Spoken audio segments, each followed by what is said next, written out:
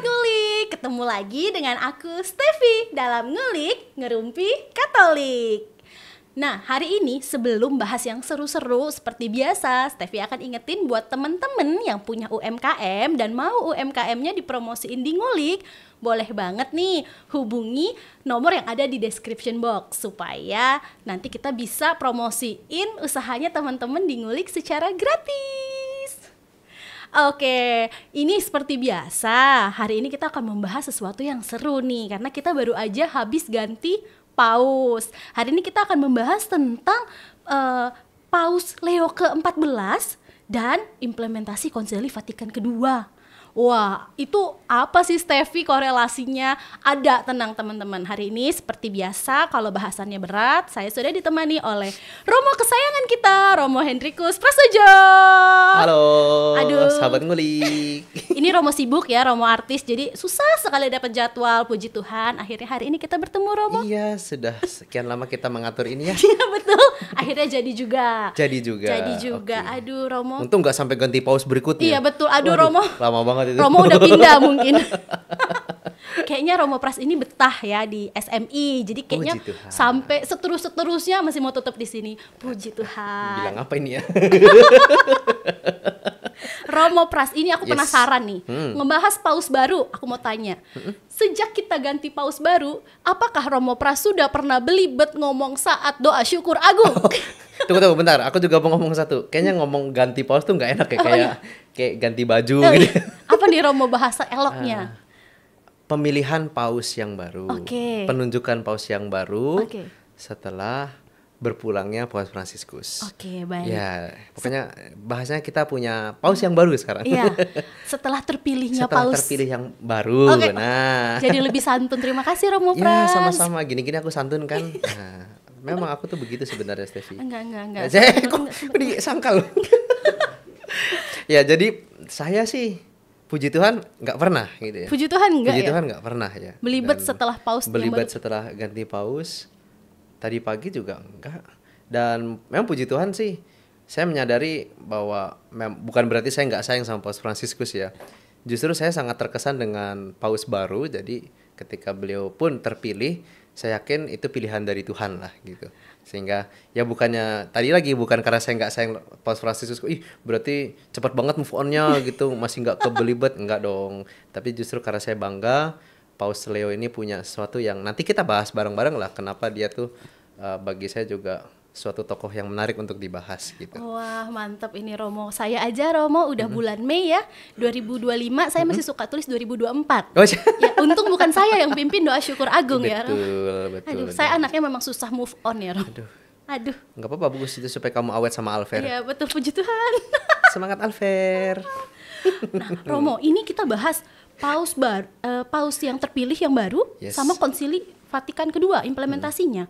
Nah, Konsili Vatikan kedua ini perannya gimana sih Romo dalam pemilihan paus, terutama nih Paus Leo ke-14 gitu. Ya jadi memang kalau pemilihan paus ya, sayangnya kan sebelum Paus Francis meninggal itu kan ada film yang menuju ke situ. Iya. Ya saya nggak sebut lah Iya. gitu. Sehingga mindset orang itu jadi berpikir seperti seakan-akan kayak yang di film itu 100% benar. Soal politik, soal kongsi, lalu pertentangan sana, pertentangan sini. Bagi saya mungkin tidak seperti itu, dan saya membayangkan Monsignor Ignatius Kardinal juga bisa mendeskripsikan apa yang terjadi selama proses ya. Bahwa ini adalah sebuah proses discernment, meminta bantuan Roh Kudus supaya kita dapat pemimpin yang baru sebagaimana Tuhan ingin tunjukkan. Maka kriterianya seperti apa adalah, saya menduga biasanya yang bisa dianggap paling dekat atau paling mampu mengimplementasikan semangat Konsili Vatikan kedua. Karena Konsili Vatikan kedua itu kan pembaharuan dalam gereja. Bahasa Latinnya atau bahasa Italinya disebut aggiornamento, pembaruan. Maka gerakan pembaruan ini ternyata nggak mudah ketika diglobalkan. Ada yang sudah maju, ada yang masih ya begitu-begitu gitu ya. Dan diharapkan seorang paus adalah figur yang bisa membawa semangat dari Konsili Vatikan kedua, lalu pilihan-pilihan pastoralnya itu mengimplementasikan juga Konsili Vatikan kedua. Itu biasanya itu kriteria. Jadi bukan kampanye, ayo pilih saya, pilih Pras menjadi Kardinal Hendrikus Prasojo untuk menjadi paus. Oh, mending kalian pindah gereja deh. Atau pindah agama. Pilih Romo Pras menjadi Immaculata 1. Nah kayak gitu. Jadi bukan kampanye, bukan kongsi gitu. Bagaimana itu adalah meminta Roh Kudus menunjukkan siapa pemimpin yang bisa mengimplementasikan semangat pembaruan gereja seturut Konsili Vatikan kedua. Romo, ini dari yang saya tahu ya, yang saya nggak tahu mungkin lebih banyak lagi. Jadi tolong dikoreksi kalau saya salah gitu. Konsili Vatikan kedua ini sebenarnya kan membuat gereja lebih terbuka ya Romo. Maksudnya lebih less traditional lah gitu dibanding sebelumnya. Nah tadi Romo bilang Konsili Vatikan kedua itu perannya ya untuk sebagai arahan nih mencari paus yang bisa mengimplementasikan itu. Apakah ini tandanya calon kardinal atau calon paus kardinal yang ada itu yang tradisional nih value-nya, chances terpilihnya tuh kecil gitu Mo? Ya belum tentu juga, karena biasa sebenarnya semua kardinal itu punya pemahaman dan juga penghayatannya sendiri soal Konsili Vatikan kedua. Lalu kan dokumennya banyak, ajarannya banyak ya. Ada konstitusi apostolik, ada surat apostolik, ada ajaran-ajaran, dan ya pokoknya dari rentang 62 sampai 65 itu udah ratusan dokumen lah. Gitu kan. Nggak semuanya mengimplementasikan secara gimana ya, mungkin proporsional atau mungkin malah ada yang relevan, ada yang nggak relevan gitu kan. Nah bukan kecil, tapi ya akhirnya lebih baik nggak terpilih gitu, karena kita mau semakin maju dalam perubahan gitu kan. Kayak gitu ya, dibilang kecil ya kecil gitu. tapi bukan karena dia nggak punya kualitas itu, tapi kan setiap orang setiap kardinal itu mungkin punya keterbatasan juga. Bayangkan aja mereka kan kardinal umur nggak mungkin, saya nggak tahu apakah ada kardinal yang berumur 50 atau 40, kayaknya nggak ada juga. Jadi pasti agak ya udah lumayan ada gitu ya. Ya di atasnya saya gitu lah pokoknya. Di atas kita Romo. Iya. Oh kita ya? Kita. Oh iya, Steffi juga. Steffi 17 tahun. Oh betul. Steffi 17 tahun Romo. Steffi 17 baru habis Sweet 17. Ya Roh Kudus datanglah. Romo, ini kita bahas Konsili Vatikan kedua, itu nggak afdol kalau mungkin kita nggak jelasin emang apa sih dampak atau perubahannya. Mungkin sobat ngulik di rumah bingung, ini Konsili Vatikan kedua sering dengar, tapi apa sih yang berubah gitu loh Mo? Apa sih dampaknya sama gereja modern kita saat ini? Yang paling signifikan itu ada di dalam beberapa dokumen. Misalnya di Lumen Gentium tentang struktur dan hierarki gereja, siapa itu gereja, apa itu gereja, itu digambarkan secara baru gereja itu apa. Sebelumnya gereja itu digambarkan sebagai sebuah gereja yang hierarkis, maka segitiga ya, ada paus, lalu para klerus ya, lalu umat beriman awam gitu ya. Jadi hierarkis. Lalu apakah di Konsili Vatikan kedua hierarki tidak ada? Hierarki ada, tetapi semuanya sebagai persekutuan umat Allah. Maka Konsili Vatikan kedua menggambarkan gereja itu sebuah lingkaran, bahwa di dalamnya ada lingkaran kecil yang isinya para klerus, ada lingkaran besar yang lebih besar isinya awam, dan juga dibagi dengan ya panggilan-panggilan lain. Bahkan mungkin Steffi nggak tahu, panggilan itu kan ada yang umum nih kan, imamat sama menikah. Nah dari sakramen imamat itu ada sakramentali bagi para biarawati yang mengikrarkan kaul seperti saya, atau lebih jelas para bruder dan suster. Lalu ada juga bruder mereka-mereka yang ingin menghidupi kaul-kaul religius seperti topik sebelumnya, nanti nonton ya di topik apa waktu itu ya, yang mana hidup membiara yang hidup membiara sama Frater Vibu itu. Nah mereka mau menghidupi nilai itu tetapi tidak mau tinggal dalam biara, sehingga disebut serikat awam. Boleh Mo? Selibat awam bisa. Atau mereka menghidupi kaul-kaul itu tidak di dalam biara, tetapi dikaulkan atau dijanjikan di hadapan seorang pembimbing rohani. Jadi misalnya Steffi mau hidup dalam kemiskinan, kemurnian, dan ketaatan, dan berkaul, itu ntar di hadapan Romo Bono sebagai pembimbing rohani. Itu bisa. Dan itu ada panggilannya di Lumen Gentium itu. Panggilan-panggilan seperti itu. Maka beragam sekali. Sehingga gereja tidak lagi melihat bahwa kekudusan atau kesucian itu hanya bisa diraih atau mudah diraih oleh para imam dan juga biarawati. Maka ada juga dalam Konsili Vatikan kedua panggilan kekudusan bagi semua umat beriman dengan caranya masing-masing. Jadi kalau Steffi sebagai ibu rumah tangga, jadilah ibu rumah tangga yang kudus bagi Alfer, ya. Gitu. Alfer sebagai suami nanti bisa kamu tagih. Jadilah bapak rumah tangga yang kudus bagi Steffi. Seperti itu. Lalu ada juga yang signifikan juga soal liturgi ya. Zaman dulu mungkin pakai bahasa Latin terus ya. Lalu tata cara liturginya menggunakan tata cara lama yang bahwa imamnya sendiri yang mendengarkan kata-kata institusi segala macam. Tapi sekarang kan dalam Sacrosanctum Concilium diajak untuk semua umat beriman berpartisipasi aktif dalam Ekaristi. Nah, gitu. Berarti emang dulu sebelum Konsili Vatikan kedua tuh nggak ada yang ngebantuin Romo kayak katakanlah putra altarnya gitu harus dari. Ada tapi romo-romo. Oh, maksudnya kayak kita awam nggak boleh berarti Oh tidak. Yang bawa persembahan. Ya nggak ada, waktu persembahan hanya dibawa dari kredens ke altar misalnya gitu. Lalu bahkan karena bahasanya masih bahasa Latin, banyak praktek zaman dulu itu para romo misa, lalu umat rosario. Jadi kayak karena nggak tahu apa yang diomongin romonya. Gitu. Berarti dulu nggak ada prodiakon lah nggak boleh pegang-pegang begituan zaman sebelum Konsili Vatikan kedua. Nggak ada. Konsili Vatikan kedua memungkinkan juga itu tadi keterlibatan awam dalam pelayanan aktif gereja ya. Termasuk sebenarnya kalau prodiakon waktu itu juga nggak semua negara ada. Tergantung keuskupannya meminta namanya bahasa resminya sebenarnya dalam bahasa Latin ya. Pelayan luar biasa Ekaristi. Gitu. Pelayan luar itu disebut pelayan luar biasa Ekaristi. Lalu kita pilihnya kata prodiakon yang saya tebak dan saya duga kenapa dipilih nama prodiakon waktu itu seakan-akan seperti diakon, prodiakon.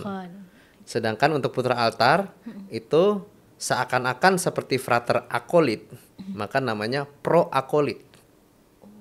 Itu bahasa resminya putra altar sebenarnya proakolit. Nah, tapi itu muncul setelah Konsili Vatikan kedua, kemungkinan untuk keterlibatan awam yang lebih besar dan bahkan bukan hanya soal liturgi tetapi juga ya di dalam unsur gereja, lalu dilibatkan pengetahuan dan juga ilmu-ilmu lain. Kalau dulu kan ya pokoknya teologi ilmu paling tinggi yang bisa membawa Anda ke surga. Gitu. Tetapi sekarang dibuat lebih realistis bahwa bantuan-bantuan ilmu lain bisa membuat kita juga mencapai kekudusan gitu. Oh begitu. Berarti dulu Romo misa Latin doang atau Inggris atau Latin doang. Latin maksudnya di Roma pun pakai Latin Romo. Di Roma pun pakai Latin, di Indonesia? Nanti di kampungmu di rumah sana juga pakai Latin gitu kan kamu. Ya. Coba nanti lihat film tentang ini ya, Van Lith ya.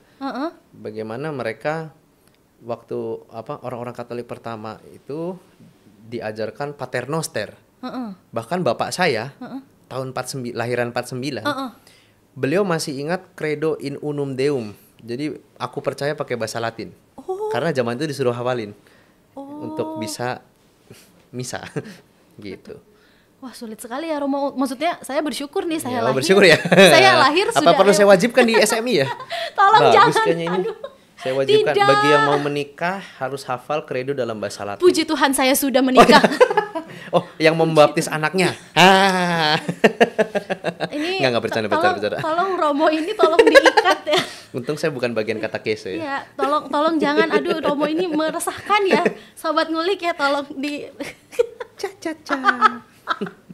Aduh. Oke, berarti perubahannya lumayan, bukan lumayan besar sekali ya Mo ya. Kalau gitu aku kembali nih Mo ke paus baru nih, karena kita tadi udah dapat gambaran Konsili Vatikan kedua itu ya begitu membuka gereja kita supaya lebih terbuka juga sama dunia luar gitu kan. Waktu pemilihan calon paus baru, kardinal tuh banyak banget nih Mo. Yang kandidat terkuat. Kardinal A pandangannya konservatif, Kardinal B liberal, Kardinal C tradisionalis. Kalau Paus Leo ke-14 sendiri tuh sebenarnya pandangannya apa sih Mo? Karena kan sebenarnya dia nggak masuk radar nih ya Mo. Jadi kita nggak tahu kayak oh dia pandangannya apa atau gimana. Kita benar-benar tahu saat asap putih muncul gitu. Ya, memang saat pemilihan paus ya, itu yang lucu itu memang kan, ya itu tadi, maka mungkin itu pengaruh dari film yang sebelumnya muncul dari Paus Fransiskus itu ya, sehingga saya juga sampai kaget di Instagram itu muncul judi online mempertaruhkan siapa yang paus siapa yang bakal menang. Itu menurut saya kayak maaf ya Mo, bodoh karena calonnya banyak banget. Terus maksudnya kalau presiden nih 2, 3, iya, banyak 5, 10, 15. Iya, ini tuh ratusan kan Mo. Dan itu mereka cari duit dari situ. Sampai mungkin bagi saya malaikat sama setan bingung, ini siapa yang nyatet, lu nyatet apa gue nyatet? Paruan Mo. Jadi ya itu pasti ada konsep yang salah dipikirkan di situ, bahwa ya yang populer, yang itu yang terpilih. Lalu ada pandangan apakah konservatif, apakah liberal. Bagi saya sih sebenarnya hanya setiap paus itu berusaha menjawab satu concern di zamannya dia ya, dan dia kan nggak bisa berpihak semuanya ya. Kayak zamannya Paus Benediktus, mungkin banyak bilang dia itu konservatif gitu. Yes memang, tetapi mungkin itu dibutuhkan saat itu, bahwa ada suatu penggaris yang kembali meluruskan gereja. Ayo sini, tak, kamu jangan melenceng ke sana, melenceng ke sini. Dan nyatanya baik juga, ajaran-ajaran beliau saya masih baca, itu sangat menginspirasi bagaimana dia itu bisa mengaitkan apa yang dia imani dengan kecerdasannya dia. Dia itu kan baca banyak buku. Ada di film Two Popes, yang ini saya sebut karena saya suka. Jadi si Paus Fransiskus tanya kan, ini buku yang kamu baca? Bukan, ini buku yang saya tulis. Saking banyaknya dia kesenjangan ilmu pengetahuan.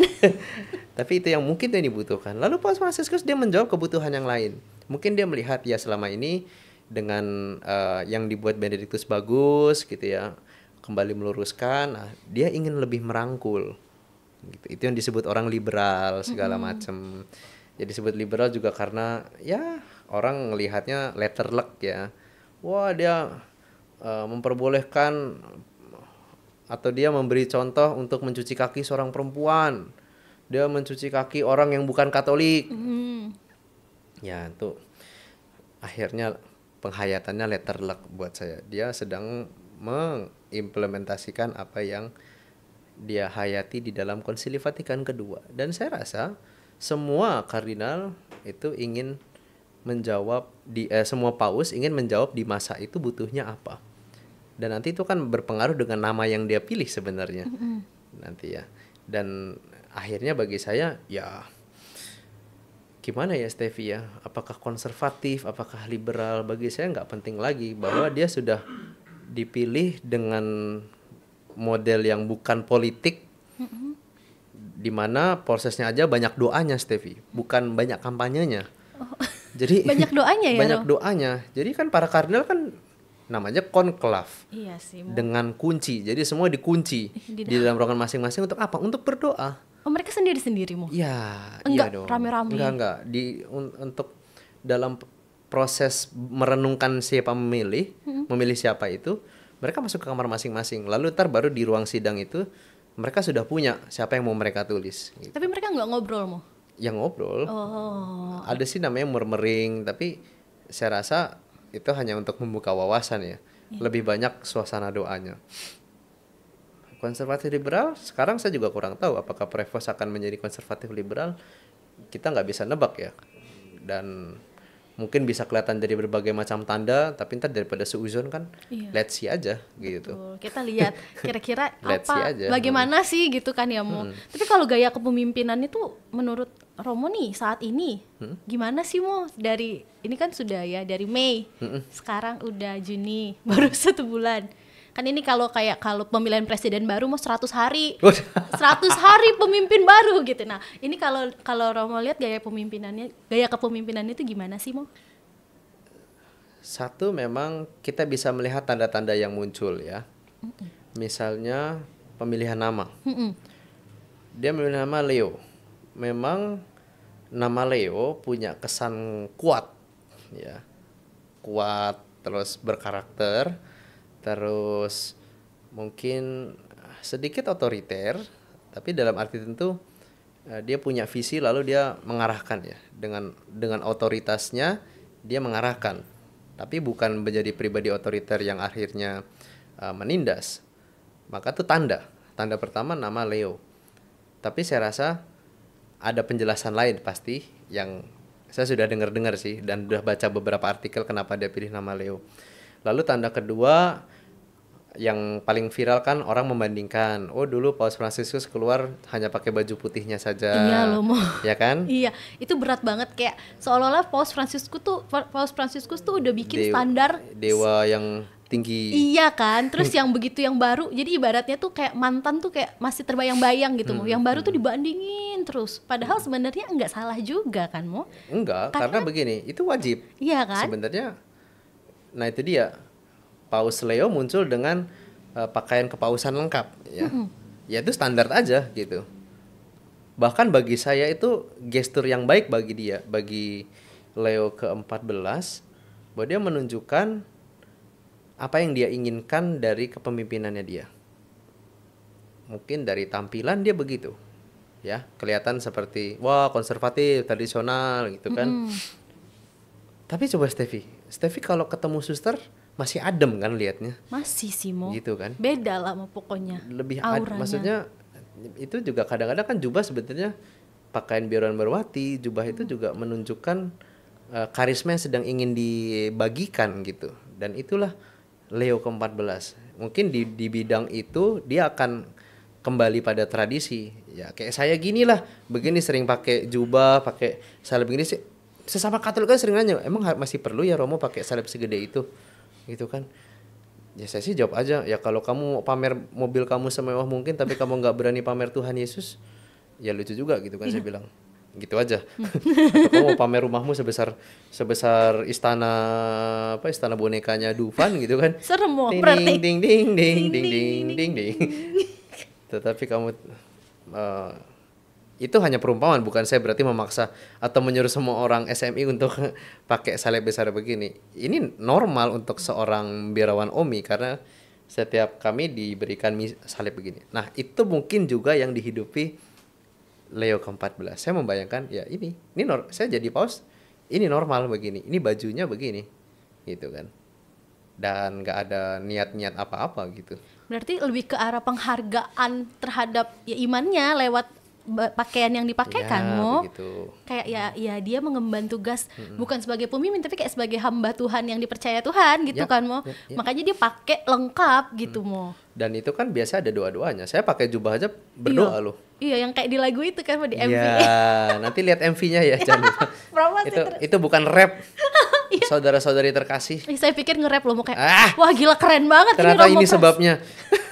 Wah, ternyata Romo Pras bisa kayak idol-idol Korea bikin lagu ada rapnya, ternyata doa. Adalah doa sebelum pakai kasula. Ya memang udah nggak wajib sekarang doa-doa itu, tapi ada bahwa ketika orang pakai jubah itu ada penghayatannya gitu. Bukan nggak melulu ingin pamer. Bukan fashion ya, Mo. Bukan. Justru saya malah, apalagi saya kadang merasa malu misalnya kalau saya pakai jubah cuma pas di depan kamera. Jujur aja. Saya kalau nggak bermaksud nyindir siapa-siapa, tapi kalau ada yang tersindir ya minta maaf gitu kan. Jadi kalau misalnya dalam acara-acara liturgi malah nggak pakai jubah, ntar depan kamera malah pakai jubah gitu kan. Kalau Romo Pras memang harus pakai jubah, kalau nggak nanti dikira anak OMK. Iya itu dia, malah dikira ini. OMK mana ini? Anak hilang. Aduh. Lebih berwibawa, mukanya belum Romo Ebel soalnya. Sayangnya. Aduh. Semangat Romo. Yes. Berjuang. Berarti terkait dengan kayak fashion pakaian gitu, jubah, it's not about fashion, ini tentang penghayatan ya kan, Mo? Oke. Nah, untuk Paus Leo ke-14 ini, Mo, kalau dari segi lihat perpakaiannya kan agak tradisional orangnya ya, karena dia masih menghayati ya itu. Tapi kalau pandangannya yang Romo baca gimana sih, Mo? Saya rasa enggak setradisional itu. Dan nanti gini, kita bisa perhatikan khotbah beliau atau pidato beliau waktu dia pertama kali terpilih menjadi paus. Dia mengucapkan terima kasih kepada Paus Fransiskus dan berjanji meneruskan semangat yang sudah dia bangun ini. Gitu. Lalu dia menekankan kini saatnya kita bersatu padu sebagai gereja, kita semua gitu, dalam usaha melanjutkan hal-hal baik yang sudah dibuat oleh Paus Fransiskus itu. Gitu. Jadi saya rasa justru dia kayak justru ingin merangkul ya gitu kan. Selama ini mungkin saya menduga dengan gayanya Paus Fransiskus yang sederhana, lalu apa adanya gitu ya. Lalu kaum-kaum yang tadinya agak konservatif menjauh dari gereja. Gitu. Dia bukan paus saya. Ada loh. Ada loh. Paus, maksudnya Paus Fransiskus. Ya waktu Paus Fransiskus terpilih ada gerakan-gerakan yang seperti menolak paus. Yang padahal kalau mereka sadar mereka menolak paus dan otoritas gereja itu langsung ekskomunikasi. Tapi untung romo-romonya masih baik, masih dikasih komuni. Kalau enggak udah enggak dikasih komuni. Kamu tidak boleh terima komuni. Iya, karena kamu tidak mau. Tapi gitu. Pas zaman Paus Fransiskus muncul resistensi yang sangat besar itu. Malah saya menduga ini mungkin salah satu niatan Paus Leo untuk merangkul dua pihak itu yang katanya yang tadi dibilang konservatif dan liberal itu, supaya dua-duanya udahlah nggak usah, kita ngapain sih ngomongin konservatif liberal, kita ngomong kesatuan kita sebagai umat beriman Allah, sebagai satu gereja, lalu kita menghadapi dunia ini bersama-sama karena ada isu-isu penting yang dia sebut, misalnya perdamaian yang belum selesai, jerit tangis orang-orang kecil, ketidakadilan, perang, kayak gitu-gitu. Itu mendingan kita sekarang satu suara soal itu gitu loh. Bukan soal konservatif liberal, pakai jubah atau nggak pakai jubah, pakai itu kayaknya rame banget.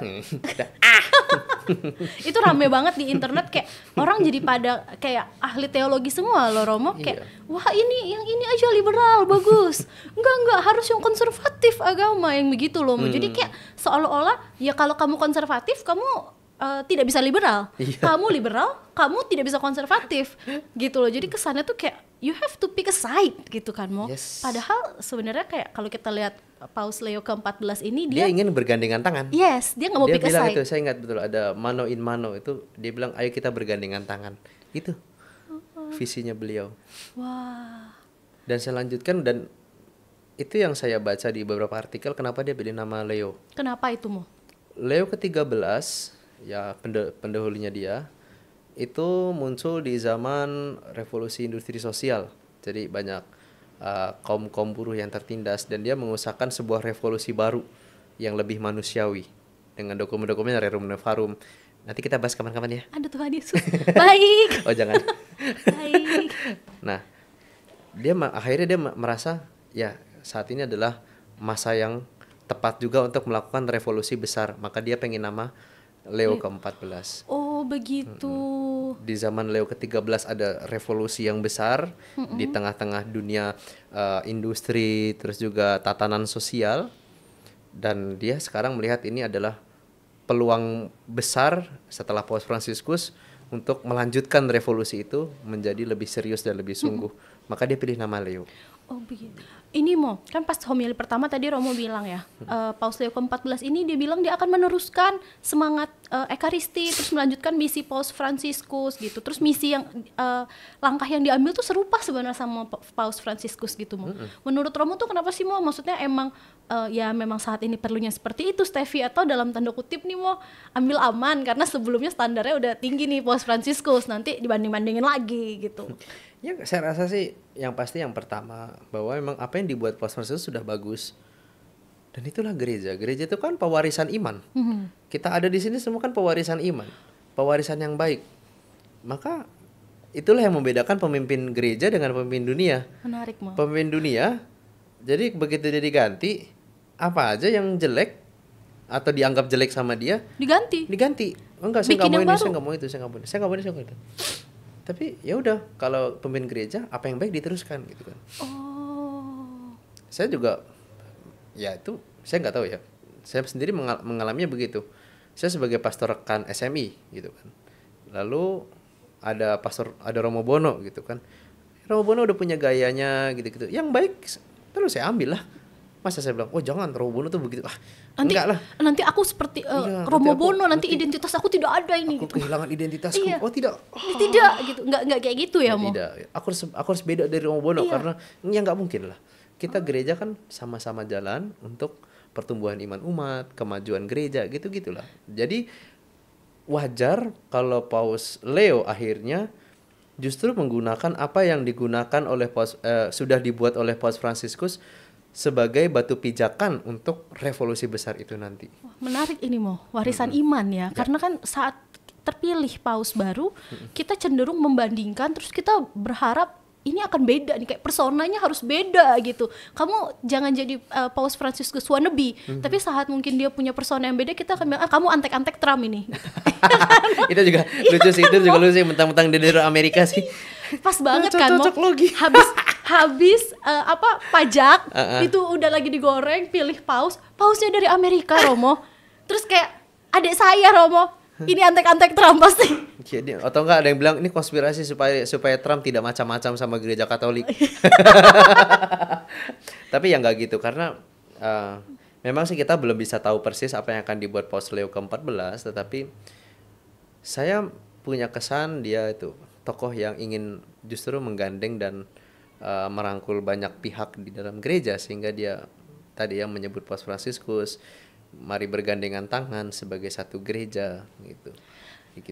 Tapi Romo, dari pernyataan tersebut, apakah ini menjadi satu pertanda kalau Paus Leo ke-14 itu akan menjalani mengimplementasikan Konsili Vatikan secara utuh selama tugas kepausannya? Kayak kita tahu kan Konsili Vatikan kedua itu juga begitu, terbuka, merangkul kan Mo? Ya mungkin nggak kalau dibilang sempurna kita nggak tahu dan mungkin sulit ya, karena Paus Fransiskus sekalipun walaupun dia begitu hebat, dia tetap kesulitan untuk mengimplementasikan semuanya. Tapi saya yakin dia akan berusaha keras untuk itu, terlebih untuk menunjukkan ciri gereja yang sebenarnya itu apa. Justru ciri gereja itu apa? Makanya dibuat gereja itu misalnya tadi ya, diagramnya melingkar karena kita semua sama-sama umat Allah. Sama-sama berjalan ke arah yang sama. Ya udah. Satu gitu. tubuh ya mau kita dalam Kristus. Betul, satu tubuh, satu roh, ya kan? Satu baptisan. Dan satu itu bukan seragam, dia bilang itu. Oh iya Mo, maksudnya Seingat saya dia ada bilang dia bahwa kesatuannya bukan seragam. tapi Satu dalam roh gitu. Boleh berbeda, bajunya boleh beda, celananya boleh beda, tapi semangatnya sama gitu. Yang diperjuangkan sama. berarti tidak harus membuat semua orang jadi seragam dan sepaham bahasanya gitu kan Mo. Yang pasti kita tetap dalam satu roh. Ya, seingat saya dia ada bilang gitu, uniformita, terus gitu dia coret bukan soal keseragaman uniform, tapi kesatuan. Mantap juga ya Mo ya. Yoi. Mantap sekali, ini bukan mantap Ini juga. bukan kaleng-kaleng guys. Bukan kaleng-kaleng ya. Ini sekali lagi bukan konspirasi ya Romo. Bukan. Konspirasi Trump Bukan. dan Amerika. Bukan. Capek, Romo capek gak sih mau ngadepin ini kayak, maksudnya pas baca gitu kan kayak ini apa sih gitu Mo. Antara capek sama lucu sih, jadi ketawa sendiri bacanya. Aduh. Oke, Romo, dalam konteks gereja Katolik modern, Paus Leo ke-14 ini tantangan utamanya apa sih sebenarnya? Tantangan utamanya Paus Leo ke-14 ini masih perdamaian. Karena masih banyak perang ya? Karena Romo? masih banyak perang.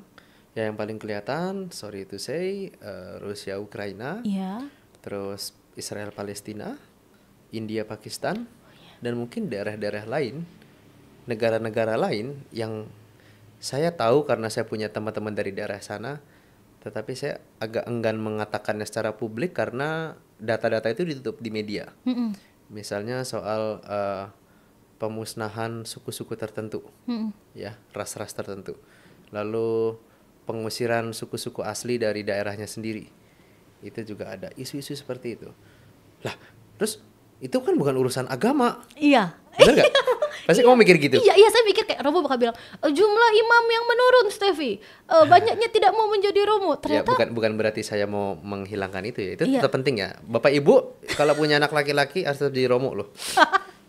Nggak apa-apa, Romo. Nanti saya dapat persenan kalau ada yang tertarik masuk jadi Romo lewat ngulik. Dapat Oki Jelly Drink. Lah endorse. Cut. Aduh. Nah, itu isu yang penting ya. Lalu yang kedua isu lingkungan hidup. Paus Fransiskus kan bikin Laudato Si. Iya. Lalu karena belum puas implementasinya itu masih terlalu letoy gitu ya. Dia tulis Laudato Deum. Dan akhirnya kejadian di negara kita juga kan soal persoalan lingkungan hidup, soal isu-isu kebersihan ya. Lihatlah itu bagaimana sungai-sungai di negara kita nggak bisa seperti di Eropa yang bisa kita nikmati airnya lalu kita bisa main-main di situ. Nggak mungkin. Perubahan iklim. Yang sekarang geser mestinya udah panas jadi hujan terus, panas ya kan.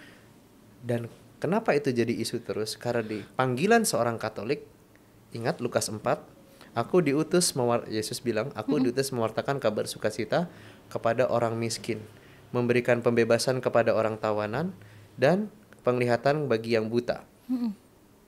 Jadi ada kata-kata bagi orang-orang miskin. Dan itulah panggilan kita. Karena kita menerima misinya Tuhan Yesus. Tuhan Yesus itu begitu. Nah, inilah tantangannya. Jadi bukan berarti kita hanya ngomongin ya nanti di altar lilinnya 2 apa 3. Iya. Atau mimbarnya di kiri apa di kanan, apa dua-duanya ada mimbar. Oh, di gereja bajunya nggak boleh kayak gini, harus kayak gitu. Ya, bukan hanya itu gitu ya, tapi bahwa iman itu akhirnya terwujud di dalam panggilan dan misi gereja atau misinya Tuhan Yesus untuk mewartakan kabar sukacita bagi semua orang, termasuk yang miskin atau terlebih yang miskin. Dan di antara peristiwa-peristiwa itu, entah perang, entah kerusakan alam, orang miskin selalu mendapat pilihan terakhir. Betul. Dia nggak punya pilihan apa-apa. Iya. Ketika perang, ya udah, dia nggak tahu soal politik, dia nggak tahu soal apa. Dia jadi korban bom tetap. Dan tidak diuntungkan juga, Iya, mau siapapun yang menang kalah, rumahnya tetap hancur. Iya. Dan tetap gitu-gitu aja, karena dia nggak punya kuasa kan, Betul. Lo kerusakan alam, ya yang untung tetap yang merusak alam biasanya. Betul. Yang alamnya dirusak, yang tadinya, saya ambil kasih contoh, saya pernah tugas di pedalaman Kalimantan Barat. Mereka masih bilang, ya dulunya kami makan ya apa aja yang lewat di depan kampung kami. Kalau babi lewat ya kita makan babi, kalau burung lewat ya burung kita makan, kalau ular begitu.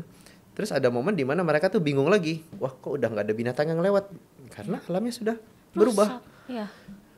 Dirusak oleh yang merusak. Betul mau kayak ada satu kampung di daerah Jawa yang dipakai untuk nambang semen.